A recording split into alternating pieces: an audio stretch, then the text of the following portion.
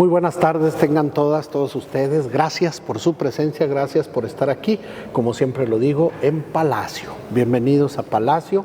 Estamos en el patio central del Museo Francisco Villa. El Museo Villa nos alberga la historiografía del general Villa.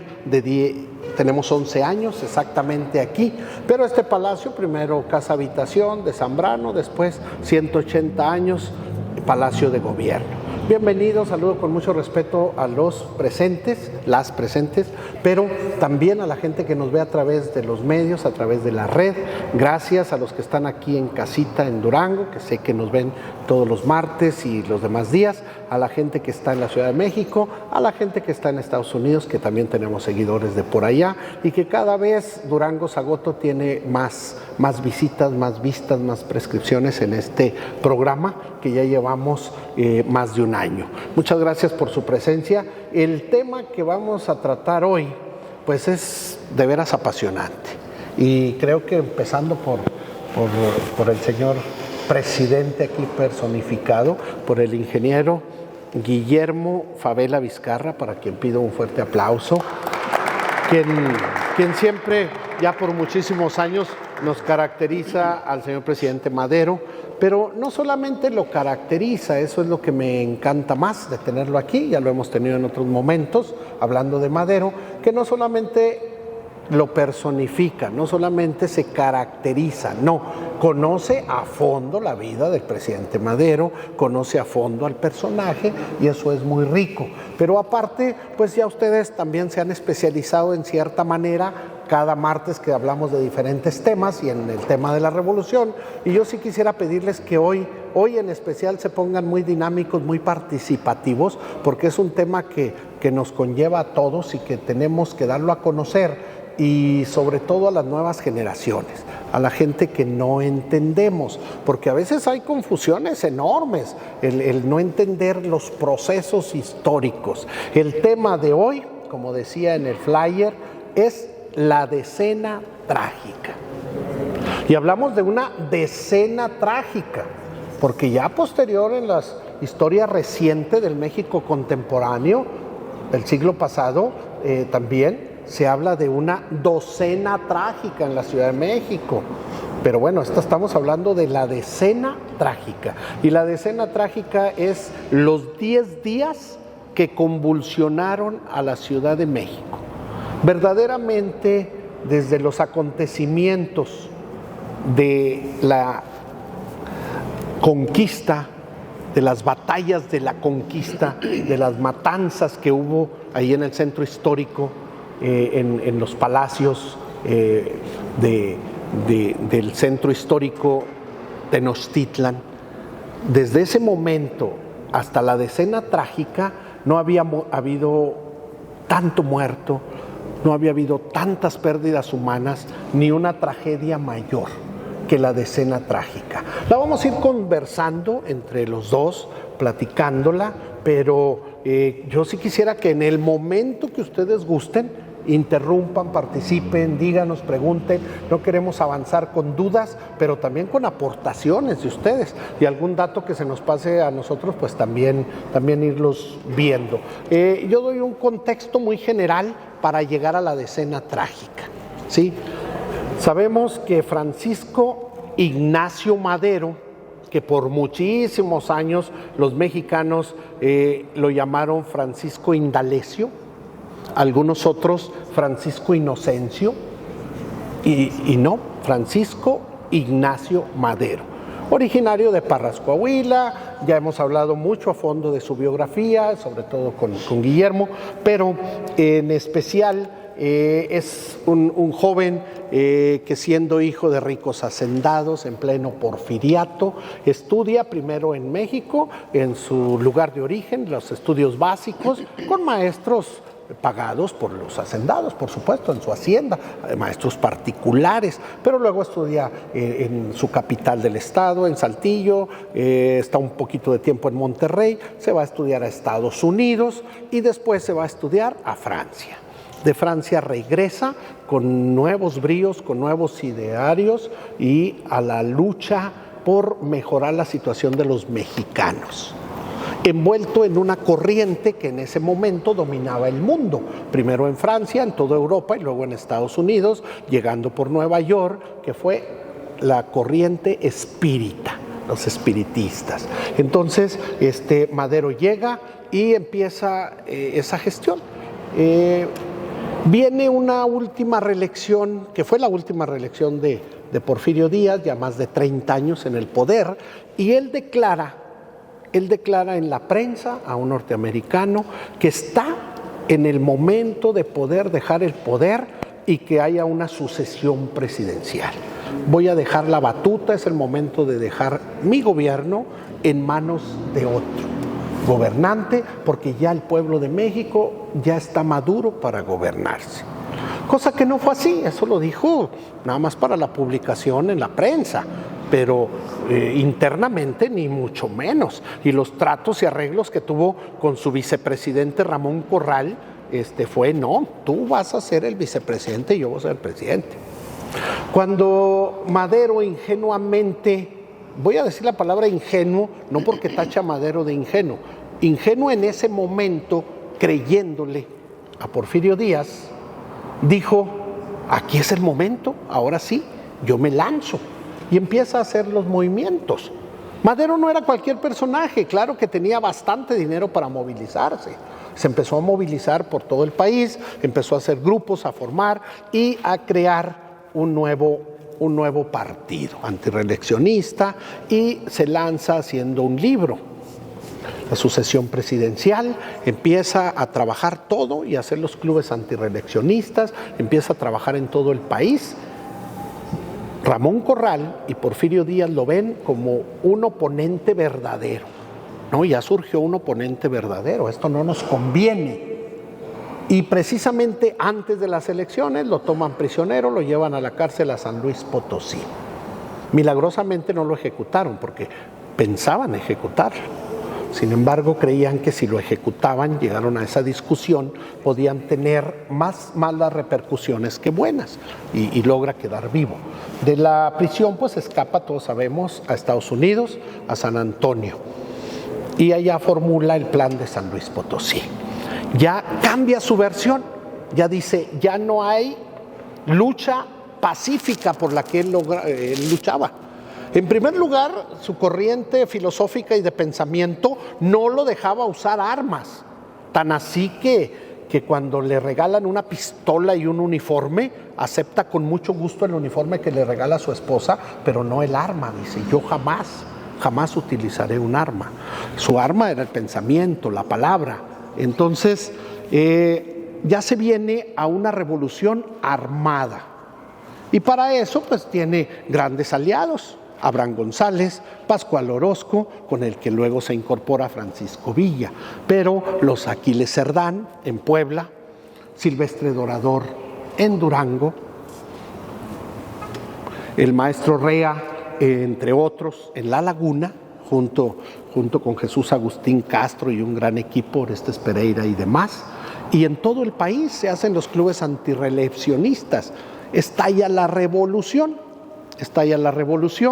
y ya en ese momento las elecciones del 26 de julio, porque antes teníamos un poco diferente el panorama y un tanto parecida a como lo hacen en Estados Unidos, con elecciones primarias y luego elecciones secundarias. Las primarias habían sido el 26 de junio y las definitivas fueron el 10 de julio, donde obviamente bajo una fraude vergonzoso, pues declaran presidente a Porfirio Díaz y vicepresidente a Ramón Corral.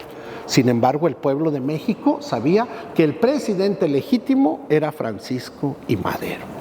Se lanzan a la lucha el 20 de noviembre bajo el plan de San Luis Potosí.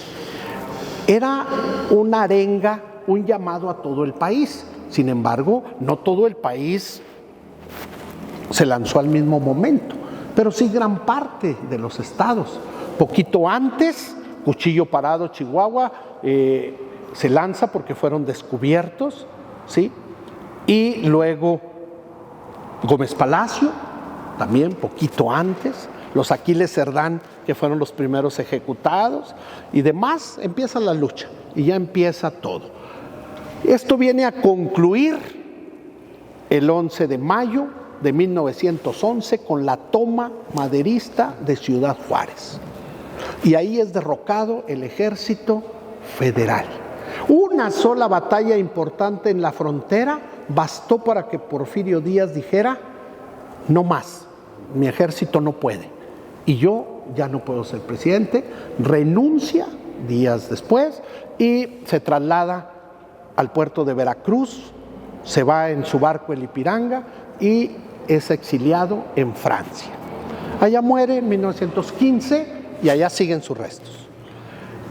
Madero se lanza a una campaña política muy incluyente y arrasa verdaderamente. Creo que el único que no creyó en su campaña desde un principio, y hay que decirlo claro, fue Emiliano Zapata. Emiliano Zapata se presenta en el Jardín Borda de Cuernavaca y todo lo que había ahí, o los que estaban en la campaña, eran los antiguos hacendados que Zapata conocía.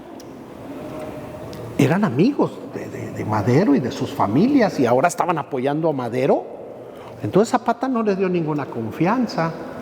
Entonces a partir de ahí empezaron las dificultades. Y entrando a la presidencia, pues fue el primero en desconocerlo, al presidente Madero, y empezó la lucha. Madero toma posesión el 6 de noviembre de 1911 y inicia un nuevo año. Comete un error muy grande que todos lo manejamos siempre. Ahorita en la actualidad todavía lo padecemos. Todos los excesos son malos. Cada sexenio en todo el país, en los gobiernos, quienes se quedan, tengan mucha experiencia o mucha capacidad, se queda el cuerpo de trabajadores sindicalizado, sea municipio o sea estado o sea federación. El resto, vámonos, todos para afuera. Pero ¿dónde inició eso? Pues con Madero, porque Madero no hizo eso. Madero llegó y dejó, o no en su mismo puesto, pero sí a las mismas personas en diferentes posiciones, ¿sí? Y la experiencia fue mala, muy mala, porque su gobierno no progresó, su gobierno ahí mismo tenía sus enemigos, a la gente que él creía que eran leales y que no, que soñaban con que regresara Porfirio Díaz. Ahora, a dos personajes muy importantes les perdonó la vida. Félix Díaz, sobrino del general presidente Porfirio Díaz, originario de Oaxaca, hijo de su hermana. Félix Díaz, desde jovencito, fue una persona tóxica, una persona que era muy agresiva, que fue egresado del colegio militar, por supuesto, pero que tenía muchos conflictos y muchas ambiciones, y era sobrino del presidente, ¿sí? Félix Díaz, nacido en Oaxaca, estando en todo el porfiriato, opositor a Madero, estuvo destinado a ser ejecutado y Madero le perdona la vida y lo manda prisionero. Pero luego, otro personaje, Bernardo Reyes, que su segundo nombre no me gusta para él, ya se imaginarán por qué. Su nombre era Bernardo Doroteo. ¿Cómo se les ocurre ponerle Doroteo? ¡Qué bárbaro! Bernardo Doroteo. Lo que pasa es que es una broma, pero Doroteo o Dorotea era un nombre muy común en esos años de 1800.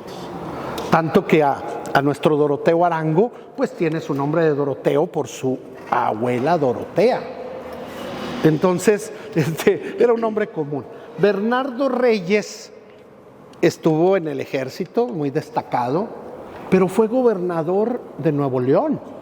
Y en el porfiriato, cuando era gobernador de Nuevo León y que se perfilaban las elecciones, en una visita de Porfirio Díaz a Monterrey, dio a entrever y demasiados halagos al gobernador, muchos halagos al gobernador, y dio a entrever que sería el ideal para dar la sucesión. Y Bernardo Reyes, pues, con poquito se creyó, y él ya se creía el nuevo presidente. Se vienen todos los acontecimientos y pues no fue ni presidente ni fue nada, ¿verdad? Entonces, Bernardo Reyes por traición también estuvo sentenciado y Madero le perdona la vida. No era lejana la región de Bernardo Reyes a la de Parras, Coahuila. Y Bernardo Reyes tenía amistades muy cercanas con la familia Madero. Y Madero le perdona también la vida y se encarcelan ellos. Ahorita vamos a ver por qué tan importantes estos dos personajes. Después de este panorama que ya los actualicé hasta donde vamos, yo quisiera que Guillermo, el ingeniero, nos platique cómo inicia y en qué consiste la Marcha de la Lealtad y por qué la Marcha de la Lealtad. Que apenas el día 9 la vivimos aquí en el museo. Salió un acto muy, muy hermoso que hizo el gobierno del estado, que sale del museo de la ciudad, dan la marcha por la calle 5 de febrero, llegan aquí y aquí se hicieron algunos acontecimientos muy hermosos con el ejército y actos cívicos. Y claro, nuestro protagonista, que era Madero, ahora el día 9. Entonces, hasta ahí llego yo, luego retomo para que él nos explique y nos ayude a desmenuzar la Marcha de la Lealtad, que da inicio ese domingo 9 de febrero, da inicio a lo que es la decena trágica. La decena, 10 días que convulsionaron a la Ciudad de México. 10 días en los que el centro histórico de la Ciudad de México, de ahí de Palacio a donde estaba la Ciudadela, o donde todavía se ubica la Ciudadela era como un fuerte de la época virreinal. Entonces, un tanto abandonada, pero en esas calles fueron cientos de muertos. La sangre corría entre el empedrado, cientos de muertos, mucha sangre derramada, cientos de soldados fieles a Madero ejecutados por el levantamiento a través de la metralla. ¿Y cómo muere allí mismo ese día? Bernardo Reyes. Bernardo Reyes es acribillado bajo una ráfaga de metralla, delante o visto, observado por su hijo que lo acompañaba y que tanto lo adoraba, su hijo mayor, Rodolfo Reyes.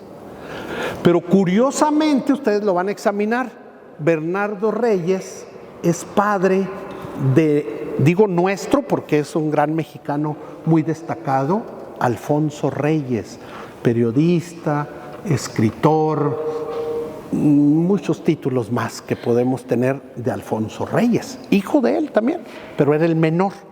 El que lo vio morir fue su hijo mayor, Rodolfo Reyes. A ver, ahora sí, te los dejo. Gracias, profe. A todos, amigos, gracias por acompañarnos. Muy buenas tardes. Pues ya el profe me dejó un poco... No, al contrario, ahí sigues. Sin embargo, abordar este episodio de nuestra historia, de esa decena trágica, que en realidad son 13 días, ni son 10 ni son 12, son 13 días del inicio, hasta el inicio de la sublevación o de la toma de Palacio hasta el sacrificio del presidente y vicepresidente de la República.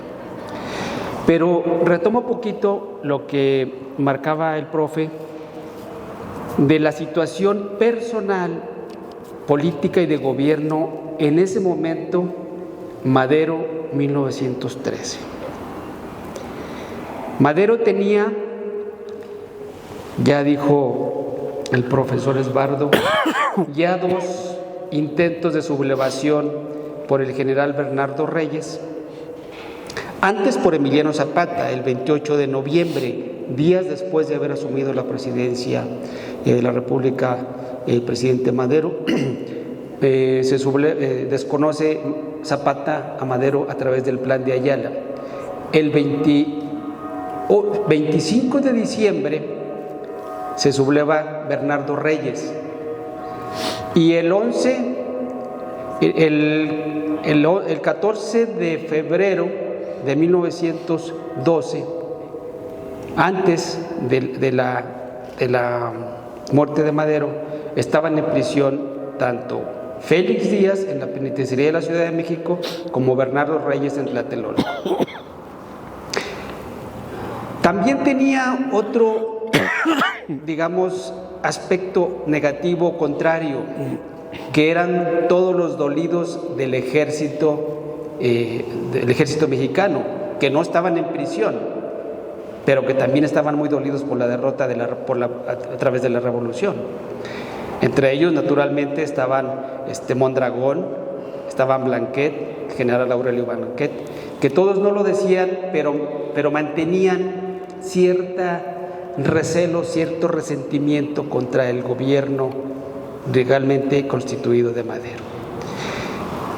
Por el lado estaba el ejército y esos militares, pero Zapata por el sur, que era un revolucionario, pero ya estaba en contra de él. Luego la prensa era otro elemento muy fuerte que estaba contra Madero y regularmente estaba atacando su situación política, su quehacer y su debilidad, entre comillas, etcétera, etcétera. Pero otro elemento fuerte en contra de Madero era la postura del embajador norteamericano Henry Lang Wilson, embajador de México, que fue realmente uno de los intelectuales de la muerte y del fracaso del gobierno de Madero. Henry Lang Wilson estaba muy descontento, muy enojado y le tenía mucho, ahora sí que rencor a Madero, porque siendo embajador con Porfirio Díaz, él recibía una gran gratificación por ser el embajador de México de parte de Porfirio Díaz, como tenía a muchos embajadores. Tenía un subsidio muy importante, que cuando Madero asume el poder en 1912, cuando lo felicitan por el Año Nuevo, le dice la esposa de Wilson a la esposa de Madero, a Sara, le dice: quiero que le pida al señor Madero que le sigan, de parte de mi esposo, que le sigan dando ese subsidio que le daban cuando estaba con Porfirio Díaz. Sara le cuenta a Madero en pleno les dice a los diputados: fíjense que me pidieron esto y yo no estoy de acuerdo. ¿Qué piensan? No, pues claro que no. Se lo quitan, mejor dicho, no se lo vuelven a dar. Eso hace que desde entonces haya una fuerte resistencia y un mal, digamos, reconocimiento de parte de Estados Unidos a través de él, porque obviamente contaba cosas que no se daban en el gobierno de Madero. Entonces, estos elementos que estaban alrededor de la vida y del poder de Madero fueron los que poco a poco fueron haciendo la pinza para que se diera el famoso cuartelazo a Madero. Volviendo pues con este contexto de la situación política alrededor de Madero, el día 9 de febrero, fíjense, ni siquiera habían pasado 5 días, el día 4 de febrero, el día 5 de febrero, ¿qué se conmemora o conmemoramos? La promulgación de la Constitución de 1917. Madero estaba condecorando el día 5 de febrero a oficiales del ejército mexicano, generales y obviamente dándoles ascensos de rango. Todavía el día 5. El día 9 es el día del inicio de la decena trágica. Resulta ser que los que estaban en la cárcel, que ya mencionamos, pero que estaban afuera, Mondragón y sobre todo Mondragón, y estaba también el general Gregorio Ruiz, que eran de los informes que ya habían platicado y planeado un tanto con Huerta y con el embajador a escondidas en los restaurantes hacer un complot contra Madero. En la madrugada del 9 de febrero, Manuel Mondragón, con un pelotón de 400 hombres de dragones del primer regimiento y 500 hombres del 2º y 5º Batallón de Infantería del cuartel general de Tacubaya, en la madrugada sale con ellos a tomar Palacio Nacional, pero primero a sacar de la cárcel a Reyes y a Félix Díaz. Por otro lado, ya instigados, todos los aspirantes del Colegio Militar de Tlalpan también son obligados a que den el golpe de Estado. Salen pues 2 contingentes, uno a tomar las penitenciarías o las cárceles para sacar a los reos, y la otra de los aspirantes para tomar Palacio Nacional. Palacio Nacional es tomado por los aspirantes y sus oficiales sin resistencia, porque los agarran por sorpresa a los guardias. Sin embargo,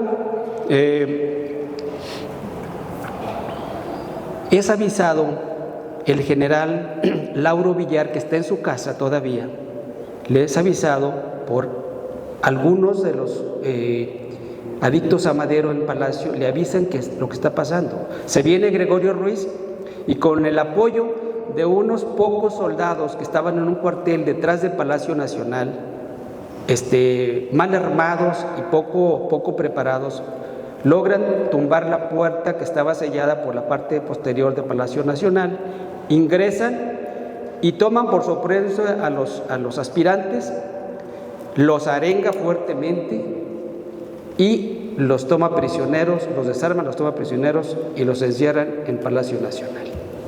Entonces, con la gente que llevaba él, se aposta en las azoteas y pone pecho a tierra en todo el frente de Palacio Nacional al resto de los soldados, a esperar a que vengan Bernardo Reyes o Mondragón, que estaba sacándolos de la cárcel. Por supuesto, va y los saca de la cárcel con la artillería amenazando. Saca a Bernardo Reyes, luego van por Félix Díaz y se vienen a Palacio Nacional junto con Gregorio Ruiz.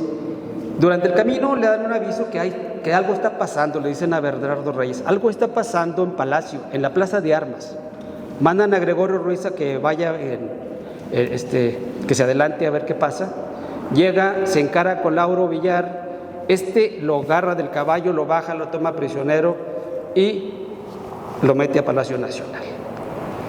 Los demás soldados, al ver eso, se dispersan, los que iban con la escolta de Ruiz, se dispersan y quedan todo en aquello en espera